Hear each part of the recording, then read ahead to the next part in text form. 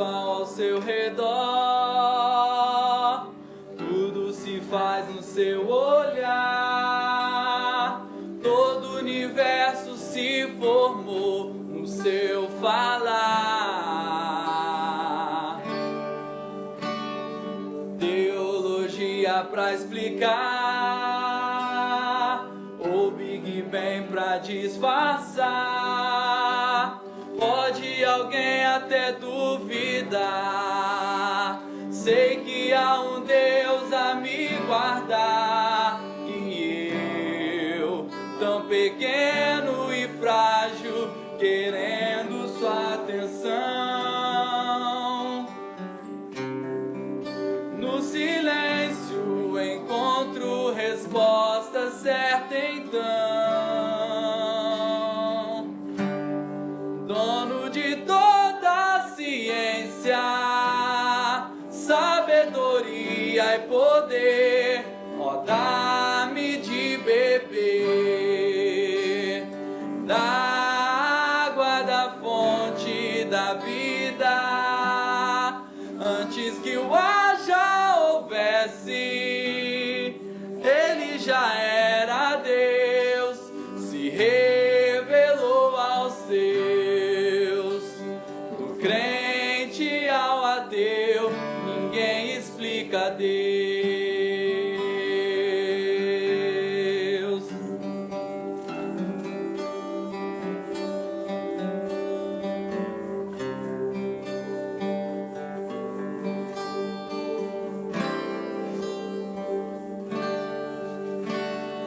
Nada é igual ao seu redor, tudo se faz no seu olhar.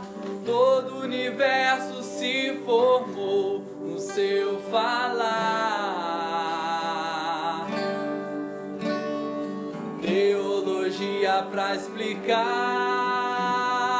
o Big Bang pra disfarçar. Pode alguém até duvidar, sei que há um Deus a me guardar. E eu, tão pequeno e frágil, querendo sua atenção. No silêncio encontro resposta certa então. Dono de toda a ciência, sabedoria e poder, ó, dá-me de beber da água da fonte da vida. Antes que o ar já houvesse, ele já era Deus, se revelou aos teus. Do gentil ao judeu, ninguém explica Deus. Ninguém explica Deus, ninguém explica ou se acredita. Ninguém explica Deus.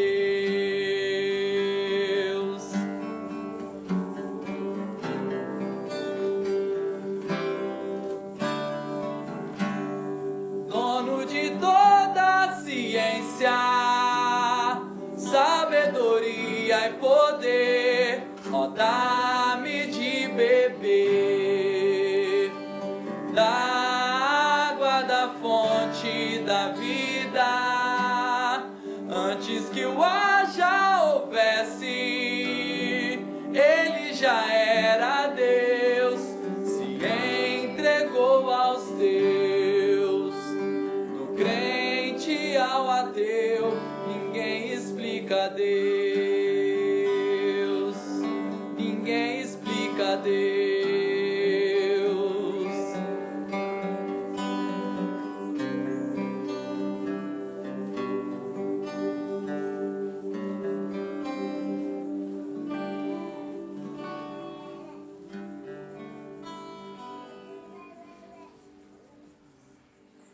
Muito bom, muito bom. Eu aproveitar seu suporte. Eu tive essa ideia dessa série, na verdade eu não tive essa ideia. Essa conversa começou quando eu vi uma série de mensagens que chama Quem Precisa de Deus. É uma igreja que eu aprendo muito, que eu assisto muito vídeo de YouTube. Hoje é uma maneira da gente aprender, né? E eu vi o cara falando dessa série e falei, rapaz, isso aí tem tudo a ver com a nossa igreja, vou copiar. Então, tem que dar crédito a quem crédito é merecido. Essa série, a ideia dessa série, pelo menos, não é minha, é de um cara chamado Andy Stanley, para uma igreja chamada North Point. Mas é lógico que a gente tem que adaptar muita coisa. Eu acabei percebendo que muitas das coisas a gente transforma para a nossa realidade. Mas, se você, no final dessa mensagem, falar assim, caramba, conteúdo interessante, né? Não fui eu, não sou tão inteligente assim, só copiei a ideia.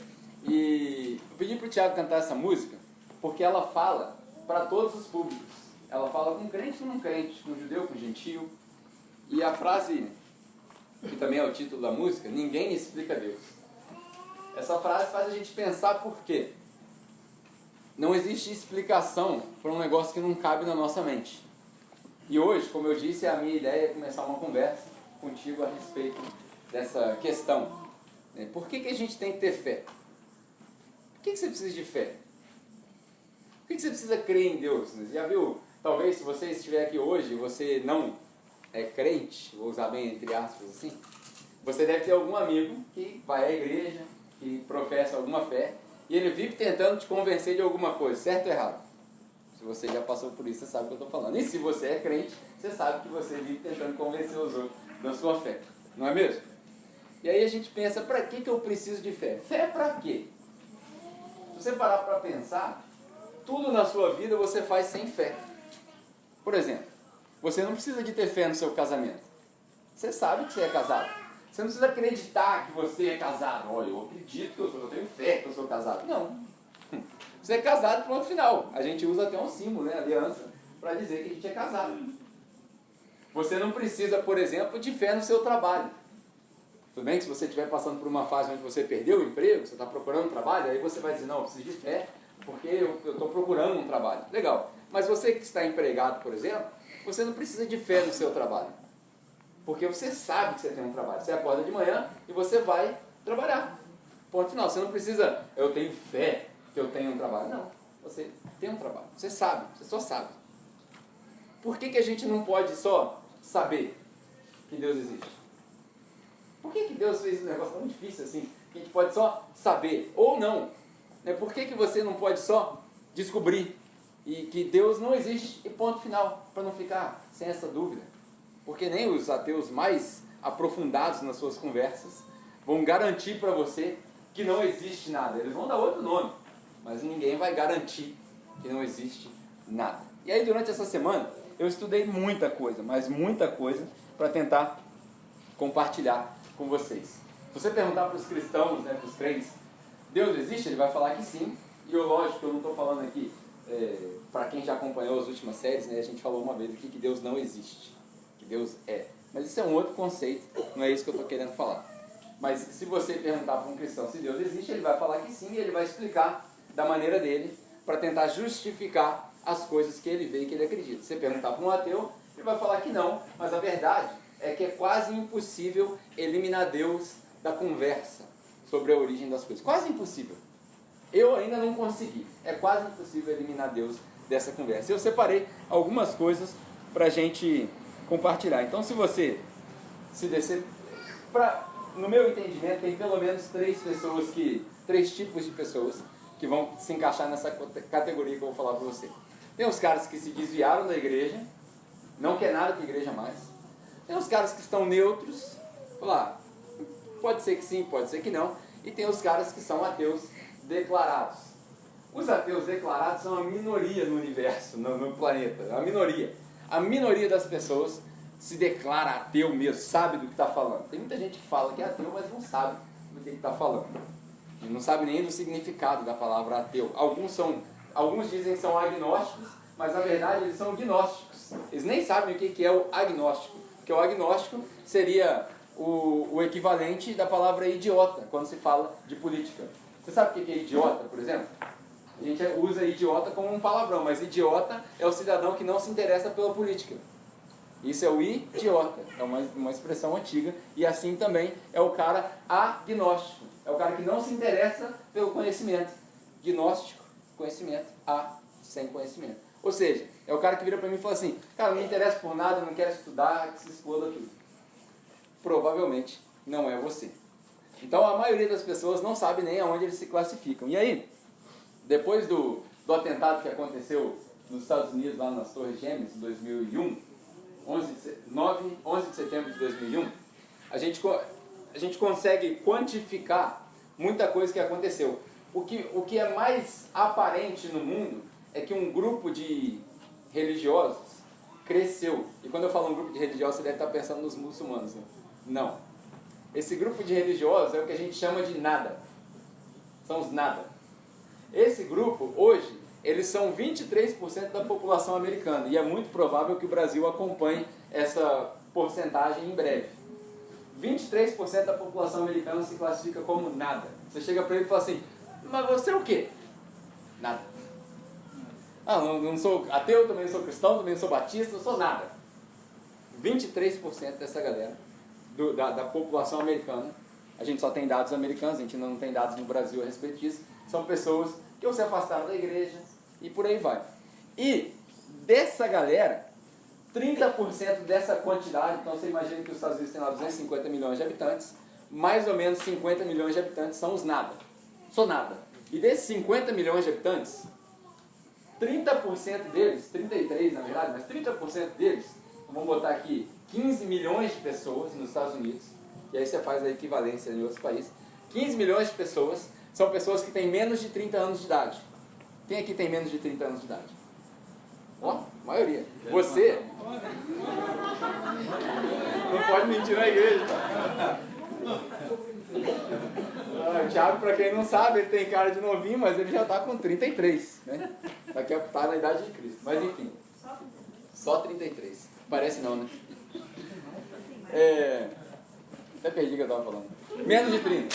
As pessoas que têm menos de 30 anos, elas são classificadas aí pelos estudiosos como um grupo que, em inglês, a gente chama de millennials. Talvez em português a palavra mais certa seja os mileniais. São as pessoas que nasceram na virada do milênio, já nasceram acostumadas com tecnologia e por aí vai. Talvez pelo acesso de informação que eles têm. Hoje é muito fácil a gente entrar no YouTube e descobrir qualquer coisa que você quiser, está lá no YouTube, está no Google. Essa galera, 30% desse povo que se diz nada, são novos. Menos de 30 anos de idade. Daí a dificuldade da gente ter uma conversa a respeito de fé com essas pessoas. Eu, por exemplo, passei meus últimos 10 anos entre Nova Zelândia e Austrália. Eu presenciei muitas famílias que cresceram sem Bíblia em casa. Crianças que não sabem o que é Bíblia. Eu não estou falando de nenhum país islâmico, tá? Estou falando da Austrália. Um país que foi colonizado como um país cristão. Muitas crianças eu conheci nas escolas que não sabem o que é Bíblia. Você chega com a Bíblia na mão, o que é isso, tio? É Bíblia. O que é Bíblia? Não sabem, nunca viram, nunca foi falado para eles. E essa realidade não está distante do Brasil. Essa semana eu peguei 3 livros para ler, consegui ler 1,5. Peguei 3 livros para ler, falei para a galera que eu ia ler esses 3 livros essa semana. Um deles chama Desilusão de Deus, o outro chama Morte da Fé, e o outro chama Desilusão de Deus, Deus Não é Maravilhoso. 3 livros escritos por 3 ateus, Sam Harris, Christopher Hitchens e Richard Dawkins. Os 3 ateus mais famosos de hoje. Eu fui ler para tentar entender o que esses caras pensam. Como que eles chegaram nessas conclusões. Um desses livros, esse Deus Não é Maravilhoso, do Sam Harris, foi escrito logo depois do atentado de 2001. Esse livro foi rejeitado por quase todas as publicadoras nos Estados Unidos, porque era uma ofensa à questão da fé. Uma delas aceitou. Até hoje, já foram vendidas mais de 30 milhões de cópias desse livro. Quem compra esse livro? Nós. Essa geração. Porque essa geração está curiosa. Há muito tempo atrás falaram que a ressurreição, né, o ressurgimento da espiritualidade seria a moda do século XXI. A gente perdeu essa onda aí. A moda hoje é dizer que é ateu. Dizer que sabe das coisas. Nas universidades, a conversa que mais rola é sobre isso. Os jovens não vão me deixar mentir. Você entra na faculdade, você vai na UF aqui, tem grupo de discussão de ateu. Tem culto de ateu, pô. Não sei se já parou para pensar, mas tem culto de ateu. Os caras se reúnem, fazem uma palestra, sobre a cantam Paralamas do Sucesso lá. E tem. Os caras estão celebrando a vida. Mas não estou dizendo que isso é errado, mas tem. Virou uma outra religião. E esses fatos são interessantes por quê? Porque eles fazem a gente pensar nessa geração que cresceu. Só que essa geração que se desviou da igreja, que se declara ateu, a culpa disso daí é nossa. Caramba. Pensei que era um desenho animado, me pareceu o Zé Colmeia. Pensei que era o Zé Colmeia. Então, aqui tem essas coisas, né? Na praça tem essas coisas. Mas enfim. Rapaz, eu fico me perdendo quando essas coisas acontecem. Eu estava falando a culpa é nossa. A culpa é nossa. Por que a culpa é nossa? Porque se você perguntar por que essas pessoas não vão à igreja, ou por que elas não têm fé e tal, você vai ver que muitos deles vão responder que a igreja é irrelevante. Alguém aqui já ouviu isso? Isso é irrelevante para mim. Por que se tornou irrelevante? Porque a gente não sabe conversar com eles. A gente não sabe. Na verdade, e aí eu vou ser bem sincero contigo, nós da igreja, a gente cometeu um grande pecado. A gente transformou a igreja num prédio de 4 paredes. A gente entrou para dentro dele e aí a gente ficou lá dentro. E aquilo virou um clube. Quem quiser participar do meu clube, paga a mensalidade, entra para o clube e fica aqui dentro. E a igreja nunca foi isso. Desde quando Jesus Cristo, que é interessante que Jesus Cristo ele andava com gente que teoricamente não era para gostar dele, não sei se você sabe disso. Jesus Cristo foi o fundador da igreja para quem não gosta de igreja. Porque os fariseus e os judeus que eram para receber Jesus, todos eles negaram Jesus. E aí ele começou a andar com as pessoas que não eram da igreja. Prostituta, ladrão, vagabundo. Jesus andava com esse tipo de gente. E as pessoas que não eram para gostar de Jesus, acabaram se apaixonando por Jesus. Uma delas estava até lavando os pés de Jesus num certo jantar lá. Imagina, ela gostava mesmo de Jesus. Então, isso faz a gente perceber que a gente não sabe conversar com essas pessoas. A culpa é nossa. Por quê? Grande parte da culpa, e eu não estou falando que é só isso, tá? Mas grande parte da culpa está nas paredes e nos pastores. São os dois P's da culpa. Nas paredes e nos pastores. As paredes, porque a parede impediu você de ir para o mundo. A palavra igreja, quando Jesus trata de igreja, porque Jesus mesmo fala de igreja, a igreja foi aparecer depois que Jesus morreu. E a palavra eclésia, que é a palavra em grego para igreja, significa aqueles que são chamados para fora. Não faz sentido nenhum uma igreja se reunir dentro das paredes somente. Não estou falando que é errado, tá? Tem muita gente que acha que eu sou contra o templo. Não, eu adoro o templo. Acho maravilhoso, fantástico. Você chegar lá com aquele som bombando, subwoofer, pá, maneiraço! Eu tenho 34, mas eu sou meio millennial também, eu gosto dessas coisas. Eu gosto da luz, da fumaça, mas nada disso tem a ver com a igreja. Nada disso. A igreja é um grupo de pessoas que foi chamado para fora, para ir atrás daqueles que ainda não são igreja. E aí as paredes são culpadas de fechar o nosso pensamento. A gente parou de aprender. Porque dentro da igreja, por exemplo, não sei se você sabe, mas dentro da igreja, lá na época que os caras estavam reformando os pensamentos todos, apareceu um cara explicando um monte de conceitos para a igreja. Vários dos cientistas, dos grandes descobridores do planeta das coisas, foram reprovados pela igreja. Nicolau Copérnico, Galileu Galilei, todos esses foram reprovados pela igreja. Por quê? Porque assustavam. Eu estava lendo algumas coisas, foi interessante que quando apareceram com o conceito do número 0 na igreja católica, a igreja católica rejeitou o cara e expulsou o cara, excomungou o cara. Por quê? Porque o zero, o nada, não pode existir. E aquilo ali era muito novo para a igreja. Então a igreja, por milênios, fechou as paredes e impediu que a gente aprendesse das fontes lá de fora.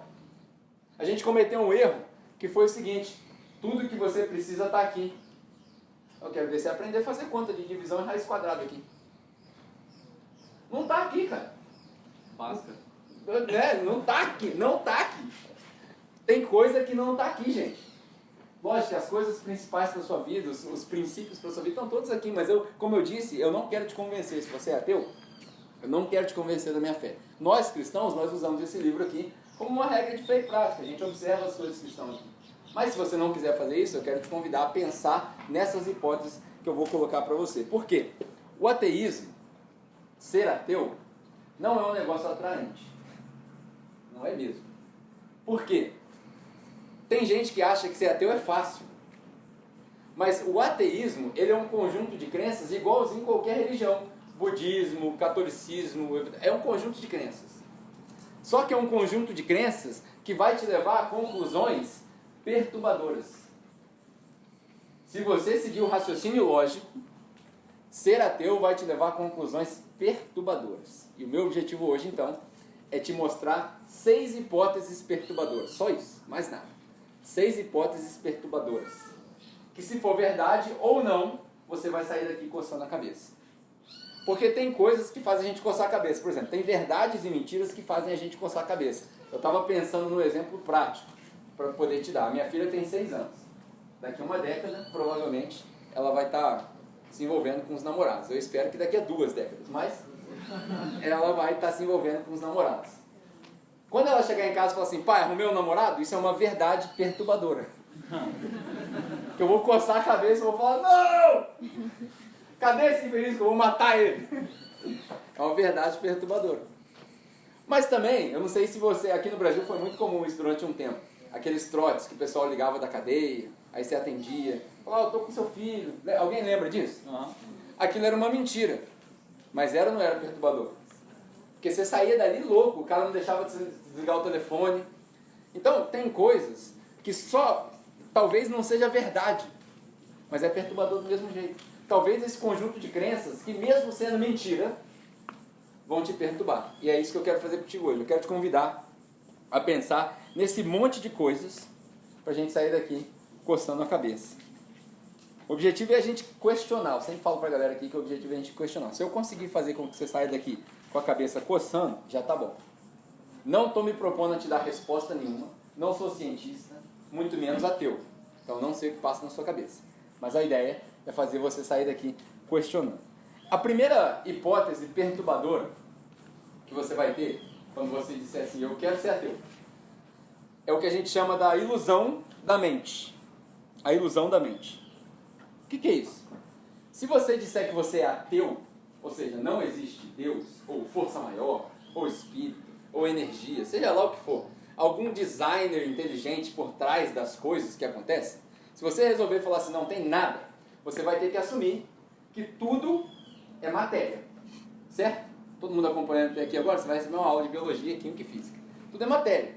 E se tudo que você acredita se resume a matéria, biologia, física e química, tudo é biologia, física e química, você tem que concordar comigo que o pensamento não existe. Nossa, foi lá a fundo, né? Virou uma filosofia aqui agora. Pensamento não existe. Por quê? Qual é a matéria do pensamento? O que tem por trás? Qual é a biologia, a química, a física por trás do pensamento? Não tem. O pensamento é abstrato. A sua mente é abstrata. Você tem um cérebro dentro do seu crânio, mas a sua mente é abstrata. Tanto que os filósofos e os religiosos, os que escreveram a Bíblia, a gente já teve a ideia de mente de diferentes maneiras. Teve gente que já tratou mente como alma, a psique. Teve gente que já tratou mente como seu centro de equilíbrio. Os orientais vão dizer para você que o seu centro de equilíbrio, o seu chi, né? O seu chi, chai, chi, chá, ele está aqui, ó, no abdômen. Enfim, a sua mente vem daqui. Tem gente, antigos, né, filósofos antigos, dizem que você tem que confiar no seu, quando a gente fala que você tem que confiar no seu instinto, em inglês a gente fala que você tem que trust your guts. Sabe o que é guts? É o seu intestino. Porque se tem um negócio que não te engana é o seu intestino. Você já entendeu agora o que eu estou querendo dizer? Na hora que apertar, meu amigo, você vai correr e ninguém para, não tem pensamento, não tem nada. Você precisa do banheiro. Trust your guts. Na hora que você fala assim, estou sentindo que aquilo ali é certo. É uma expressão que a gente usa em inglês. Então a gente já teve várias palavras para essa mente. E aí uma das verdades perturbadoras é o seguinte, se tudo é biologia, física e química, o pensamento não existe.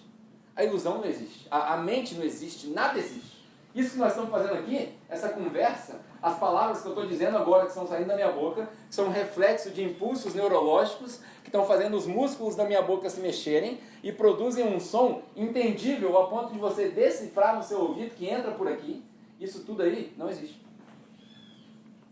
Uau! Essa é a primeira verdade que você tem que assumir, não tem como. Mas de onde você está falando isso? Cara, isso aí é a conclusão de Richard Dawkins, Christopher Hitchens e Sam Harris. Não sou eu que estou falando. São os ateus mais prominentes de hoje. Eles é que estão falando isso. No final eu vou te dar a conclusão do Richard Dawkins, no livro mais famoso da apologética ateísta, que é a desilusão de Deus. Você vai ver a conclusão que ele faz, você vai rir. porque é perturbador. Pode ser uma mentira que eu estou falando para você. Pode ser. Sendo verdade ou mentira, é uma verdade ou mentira perturbadora. Porque o fato de não existir mente, não existir personalidade, as suas intricacidades não existem mais. Você é só um monte de matéria. Só isso. Essa é a primeira ilusão que você vai ter que assumir como verdade. Teve um desses famosos, o Christopher Hitchens, ele escreveu um livro no final da vida dele, e ele ficou tão ruim, ele estava batalhando contra o câncer, ele ficou tão ruim que ele não conseguia escrever mais, então ele ditava para a esposa dele. E aí, num desses eventos, ele conta num outro livro dele que chama Mortalidade. Esse eu vi só um pedaço para poder ver se era verdade mesmo que ele fala. Ele conta que os médicos, eles vinham relatando na sala do hospital, dizendo que a gente está fazendo esse tratamento, e o seu corpo está reagindo, o seu corpo está respondendo. Teve um ponto que ele juntou todas as forças que ele tinha, ele falou assim, olha, eu não tenho um corpo, eu sou um corpo. E aquilo ali deu uma volta na cabeça da mulher dele, que era que estava escrevendo o livro, e ela relata essas frases, porque ela percebeu que ele entendia que ele era só um monte de matéria. Pensa no quão relativo é isso. Como nós relativizamos as coisas. Você vê um filme hoje, o filme tem um tiroteio, é tão banal você ver uma pessoa morta, porque a gente está começando a transicionar para essa época, onde até os cristãos já não dão mais valor para vida nenhum, porque também não sabem de onde vem o valor. Por quê? Tudo é matéria. Tudo é lixo. Tudo é lixo. Não tem propósito nenhum. Se você é ateu, ou se você quer ser ateu, você tem que assumir que a sua vida não tem propósito nenhum. Porque o que é propósito? É abstrato. Por que você nasceu? Eu nasci porque foi o resultado de uma consequência de várias explosões e hoje eu estou aqui. Ou seja, você não serve para nada. Nada disso faz sentido.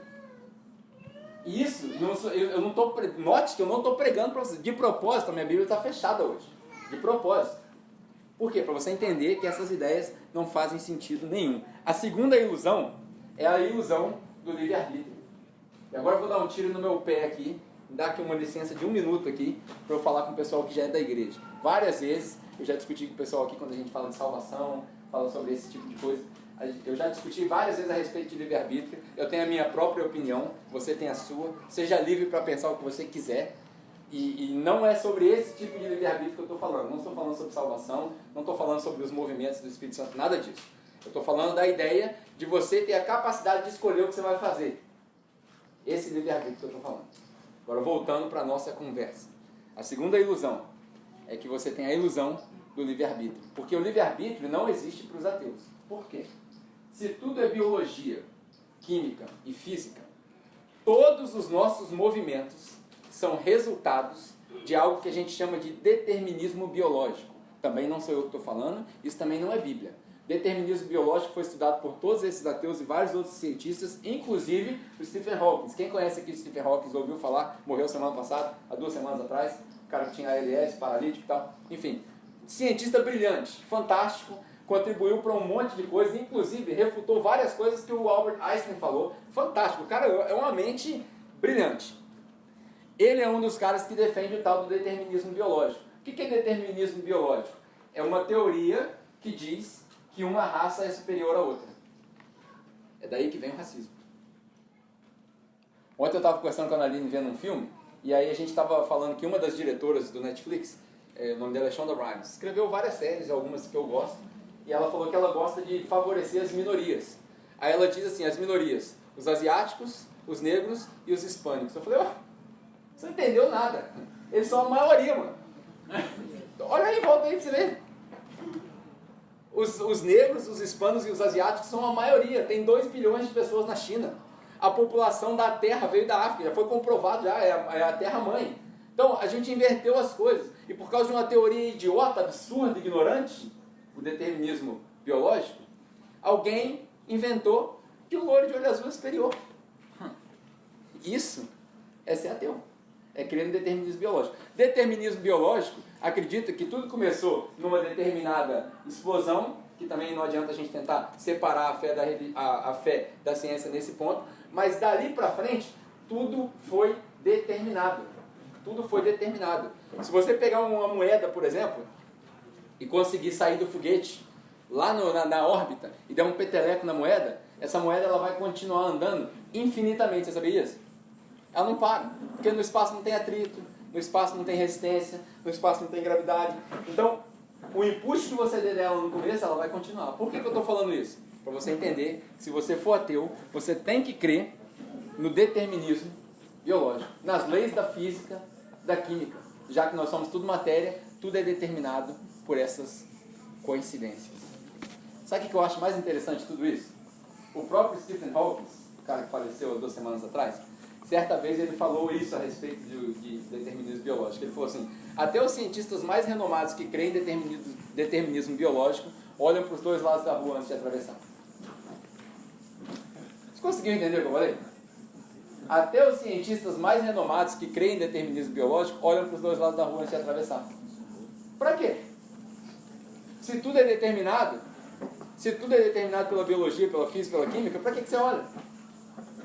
Você tem medo da coincidência? Mete a cara e vai. Porque mete a cara e vai. Exatamente. Porque numa ideologia ateísta, não tem espaço para coincidência. Não tem espaço para o acaso.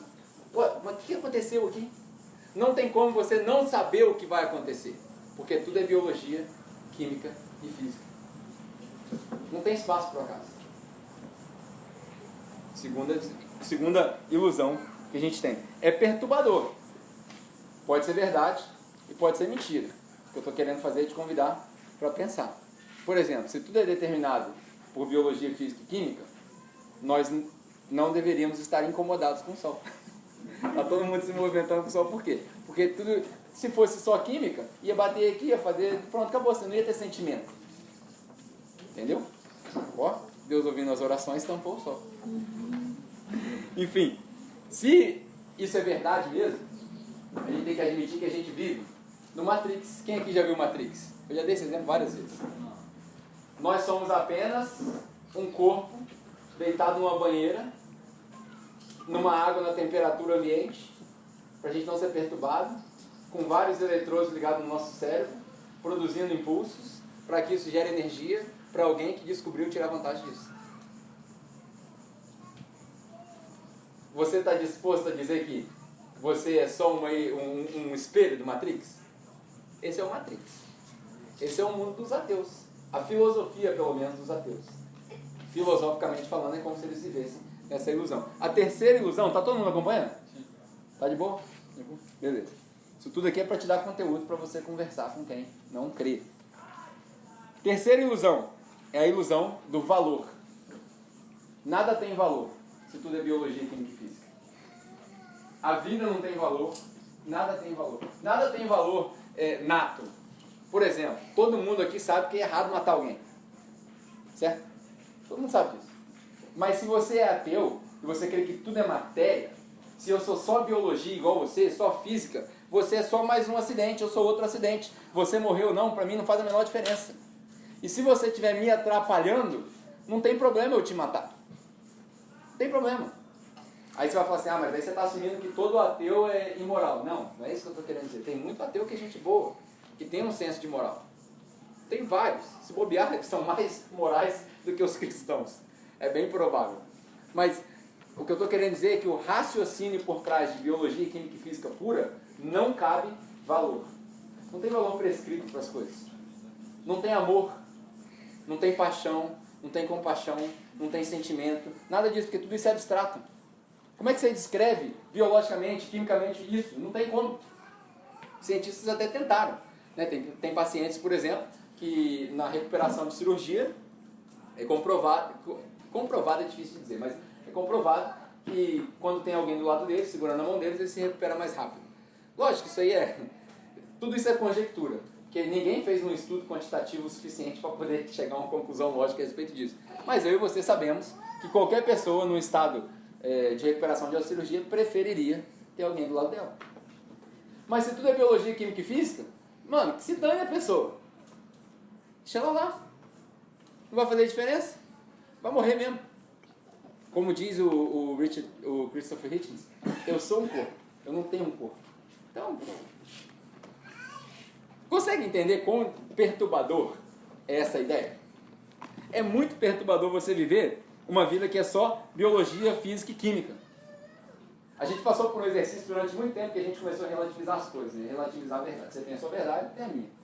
Você crê em Deus ou não? Beleza, você não atrapalha a minha, não atrapalha a sua. Mas num mundo onde tudo é física, química e biologia, eu duvido que você consegue relativizar o conceito de justiça. Por exemplo, você é só biologia. Aí vem alguém e mata sua filha. Tá de boa? Tranquilo? Não, sua justiça é sua justiça, minha justiça é minha justiça. Não. Eu vou querer que você responda na minha justiça. Não, você vai pagar, mano. Você vai pagar. E aí a gente se ira. O que é ira? O que é raiva? O que é perturbação da mente? Todas as coisas que Freud estudava, a gente falou aqui na última mensagem sobre a pirâmide de Maslow. Por que Freud estudava os perturbados mentalmente? O que acontece na mente de uma pessoa perturbada? O que acontece na mente de uma pessoa com dupla personalidade? O que acontece na mente de uma pessoa com 5 personalidades? A ciência não explica isso, cara. A ciência não explica isso. Você pode até chegar numa conclusão de falar o seguinte: não há explicação. Mas viver num mundo onde não há explicação é extremamente perturbador, você não acha? Muito perturbador. E aí as outras 3 conclusões, elas são bem óbvias, né? Você já deve ter ouvido isso. A quarta é que alguma coisa surgiu do nada. Se você é ateu, se você não crê em Deus, onde essa energia que move as coisas, é que alguma coisa surgiu do nada. Muita gente critica essa hipótese, dizendo assim: não é isso que o ateu acredita. Porque a maioria das pessoas que não são ateus, mas são simpatizantes com os ateus, quer defender os ateus. Aí fala que não é isso que os ateus acreditam. Os ateus acreditam que tinha alguma coisa pré-existente e essa alguma coisa se chocou com outra coisa. Não, mentira. Vou esclarecer para você agora, com conhecimento de causa. Eu acabei de ler os livros. O livro dos ateus. Não é isso que eles creem. Eles creem que tinha nada. Nada. Zero. Não matéria. No matter. É assim que eles chamam em inglês. No matter. Não tinha nada. Não tinha átomo, não tinha próton, não tinha nada. E do nada, houve uma explosão. Do nada. Essa semana eu tava, assim, só pra tentar fazer você viajar comigo. Porque eu viajo pra caramba. Quem explodiu?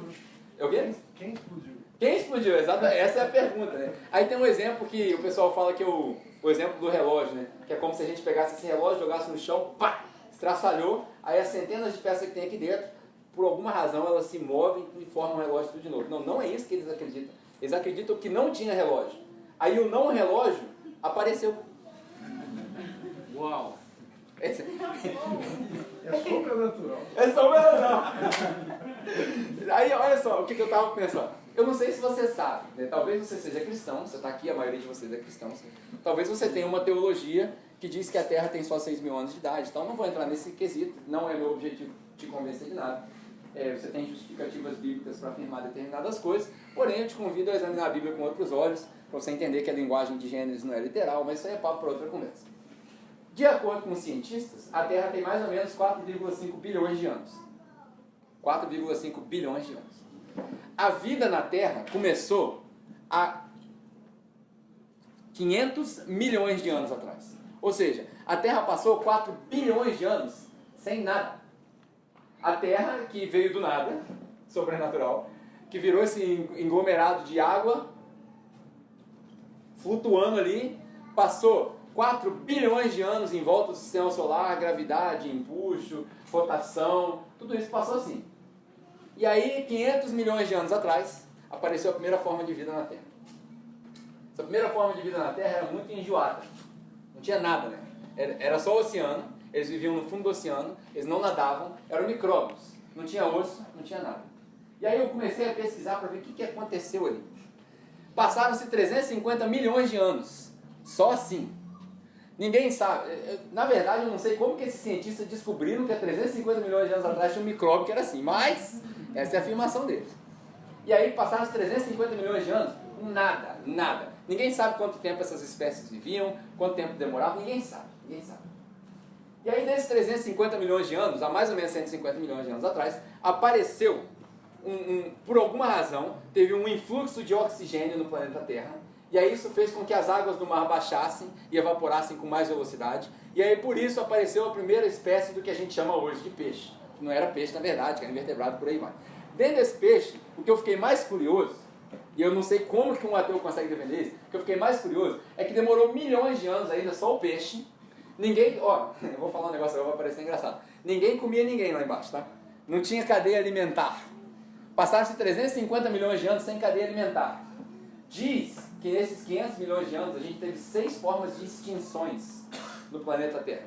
A vida foi extinta 5 vezes até chegar na fase que nós estamos hoje. E aí, você está acompanhando o que eu estou falando? Uhum. Está acompanhando a loucura que é? Não tinha cadeia alimentar, que a gente conhece. Mata, come, não tinha. É muita fé, é muita fé. E aí, na última fase, passaram-se 5 extinções. A última, 96% das espécies na terra morreram e 70% das espécies na água morreram. Sobrou quase ninguém. Aí, chegou na época dos dinossauros, chegou num monte de coisa e chegou na gente.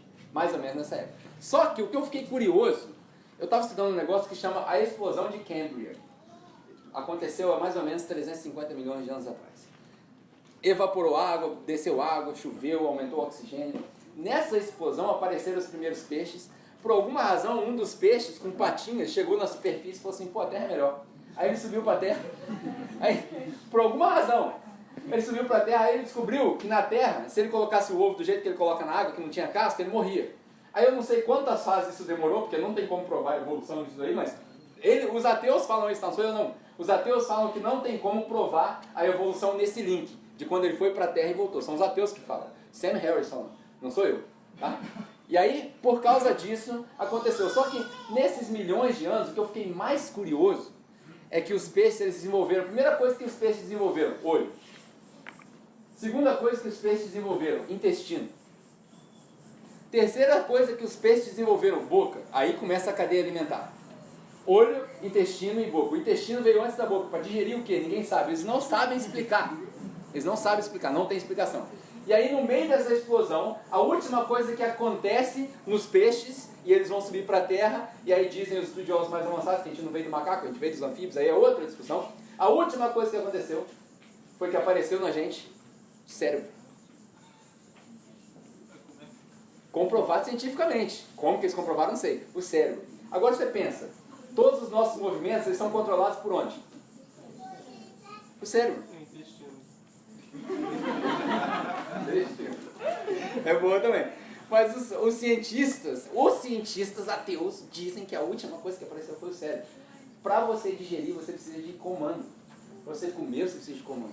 O peixe pensou na terra e foi inteligente. Não, o pior não é pensar na terra, cara. Sabe o que é o pior? O pior é pensar na cadeia alimentar. Eles estavam tranquilos sem comer ninguém, mano. Ninguém precisava comer ninguém. A cadeia alimentar não existia. Tava tudo funcionando. De repente um peixe infeliz, desenvolveu o corpo e falou assim, vou comer você. E ele não tinha cérebro. E ele não tinha cérebro. Por isso tem gente que fala, eu de barriga vazia não penso direito. Tá vendo? Resumiu, Thiago resumiu a série agora, parada. Você entendeu como que é perturbador pensar nisso? É muito perturbador pensar que algo veio do nada. Aí as consequências são pensar que a vida, a primeira forma de vida, veio de uma forma inexistente de vida, que é o que eu acabei de falar aqui para vocês. E a última conclusão perturbadora é pensar que toda forma de vida depois da primeira forma de vida é determinada pelo determinismo biológico. Ou seja, não tem livre-arbítrio, não tem nada. Essas conclusões são as conclusões que os ateus devem tirar. Daí, eu vou ler, para a gente terminar, deixa eu ver que horas são aqui, certinho. Eu vou ler a conclusão do livro A Desilusão de Deus, do Richard Dawkins. É o livro mais famoso dos ateus. É a Bíblia dos ateus, é isso aqui. Depois de 390 e poucas páginas, se eu falar para você que eu li as 390 é mentira, deve ter lido umas 150. Fui folheando rapidinho, tem assunto aqui que não me interessa, tem hora que ele discute moral e ética de outras religiões, daí eu pulei. Mas a conclusão do livro é essa daqui, presta atenção, eu vou tentar traduzir aqui, eu fiz isso em casa, mas pode ser que eu engasgue, meu inglês não é lá essas coisas. Então, vamos lá. Pensa nisso, olha a conclusão dele, pensa nisso. Num planeta, possivelmente o único planeta no universo inteiro, moléculas que normalmente não se ajuntariam para nada, formam um conglomerado de terra complicado. Elas se juntam e aí elas formam outros conglomerados de terra que são maiores no formato de pedra. E essa complexidade as faz capazes de correr, pular e nadar. É isso que ele está falando, os minerais que estão aqui dentro da gente são as pedras. correr, nadar, voar, ver, ouvir, caçar, comer e outras coisas que os conglomerados complexos de pedra podem fazer. Elas são capazes, em alguns casos, de pensar e sentir, de se apaixonar por um complexo de pedra, é capaz de se apaixonar por um outro complexo de pedra. Agora, olha só o que ele fala, agora nós entendemos essencialmente como que tudo isso começou. Lendo isso daqui eu falo assim, você não entendeu não. Você não entendeu, porque eu não sou um conglomerado de pedra. Eu não soube explicar. Não, ou o cara é muito ruim, mas ele não é ruim, sabe porque esse cara aqui é professor em Cambridge. Esse cara tem uma cadeira em Cambridge. Ele escreveu esse livro, essa é a Bíblia dos ateus. Você está assistindo online, cara, de repente o pessoal que está assistindo online tem mania de falar assim, eu sou ateu. Mano, pensa nessas coisas. Pelo amor de Deus. Essas coisas que a gente discutiu, você consegue perceber quão perturbador é isso tudo? Essa ideia. E aí, eu vou fechar essa mensagem de hoje, propositalmente. A maioria de vocês aqui é cristão, tem gente aqui que eu não conheço, talvez você não seja cristão. Para você que é cristão, eu te peço perdão. Você reparou que eu não abri a Bíblia hoje, é de propósito. A série de mensagens é uma mensagem grande, dividida em várias passagens. Meu objetivo hoje era te dar um pouco de conteúdo para você conversar com essas pessoas que não dizem ter fé. Agora, se você é ateu, agnóstico, ou gnóstico, ou pratica outra religião que não tem uma explicação plausível para a existência das coisas, eu fico olhando para todas essas regras que os caras falaram aqui, toda essa evolução, essas coisas, eu olho para isso aqui, o princípio de tudo, a explosão, a grande explosão, o nada que criou alguma coisa, as formas de vida. Quando os caras descrevem, tem alguns vídeos no YouTube, procura para você ver, a história do universo em 1 minuto, é muito engraçado. Quando você vê o vídeo, não tem como você não imaginar Gênesis capítulo 1. No primeiro dia Deus fez isso, criou a luz, estava lá. No segundo dia, não tem como, não tem como. Aí você pode falar, mas aí eles escreveram baseado em... Gente, Gênesis foi escrita 4, 5 mil anos atrás, os caras não tinham inteligência para descrever as coisas, não tinha. Então, primeiro, não é uma cópia, segundo, não é literal também, os caras não tinham conhecimento suficiente para descrever a explosão de Cambridge, 350 milhões de evolução de espécies, não tem. Então, faz um exercício, reflete em cima de Gênesis 1 e vê, de acordo com os fatos científicos, se não parece, com a criação da energia no universo, do cosmos, da poeira cósmica, da expansão do universo, da velocidade exata da expansão do universo, da velocidade da rotação da Terra, do ponto de equilíbrio, do magnetismo, do empuxo, do centro de gravidade. Vê se não parece a formação geológica da Terra.